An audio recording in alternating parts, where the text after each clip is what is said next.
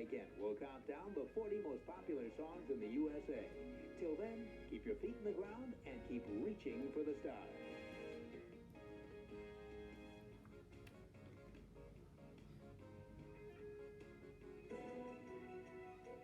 2nurfm News.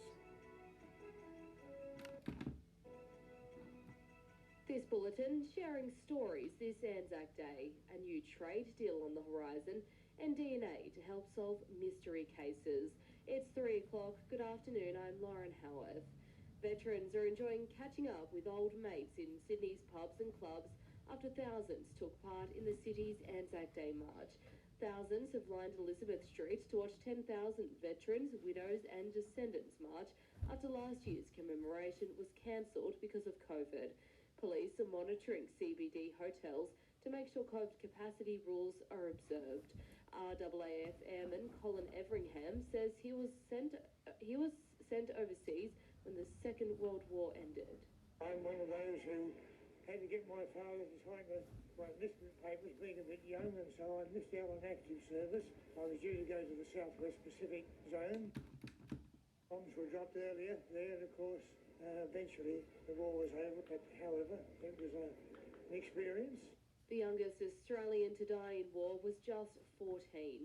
Melbourne teenager Jim Martin lied about his age to join the army, with his mother signing his consent letter after he threatened to go anyway. Author and historian Anthony Hill says Jimmy would die of typhoid just 7 weeks after being posted in Wire Gully at Gallipoli. It was very dangerous. It was right at the head of Monash Valley where the troops came up from the beach. Return travellers 10 yards apart. When Jim arrived, the worst of the fighting was over. When he got there, greatest was disease and flies. Australia and the United Kingdom are on the verge of signing a free trade agreement. Maham Kashani reports.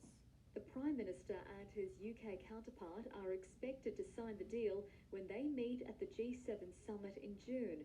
The Telegraph reports substantial progress has been made on the deal during talks between the Trade Minister and the UK Trade Secretary in London. Under the agreement, trade rules would be relaxed across all sectors of the two countries' economies, making it easier for professionals such as doctors and teachers to work in both countries. It will likely be the first major agreement by Britain since leaving the European Union. In Sydney, Maham Kashani, 9 News. A DNA collection drive will be established on the state's south coast in an effort to solve missing persons cases. The police will set up the centres next month. Families where are you? Volunteer their samples. And a man's accused of recklessly beating a cat in inner Sydney. The 25-year-old's accused of breaking the teeth and causing facial bruising on the cat.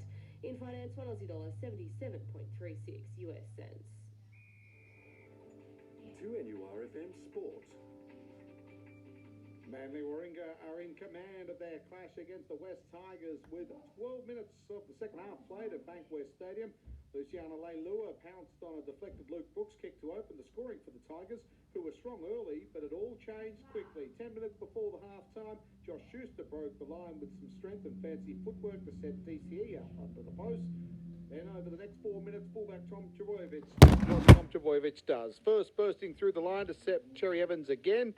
And then it was Martin Tapau's turn to reap the rewards of some Tommy Turbo individual brilliance. Here's Tom Trbojevic again. He goes straight through again, Tom Trbojevic, and Cherry Evans on the inside. He gets it. 20, 10, and to Tapau. And it's bang, bang, bang. Tapau scores. It's party time here at Bankwest. It's 16 points to 6 on the low scoreboard. It's about to be 18 points to 6, and it's the Tommy Turbo show. What a player. Trbojevic has just crossed for a try of his own, and Manly now lead 26 points to 6. In the AFL, Hawthorn are up by 2 late in the fourth quarter, 101 to 99 over Adelaide. Watford has sealed Premier League promotion after a 1-0 win over Millwall in the Championship. They'll join Norwich in the top flight next season. And Ash Barty has made it to the final of the WTA event in Stuttgart. That's sport. I'm Chris Classic. That's the latest news and sport. During the course of this morning at approximately the midday hours, we observed a light aircraft, a light biplane, coming in from the a bit of north.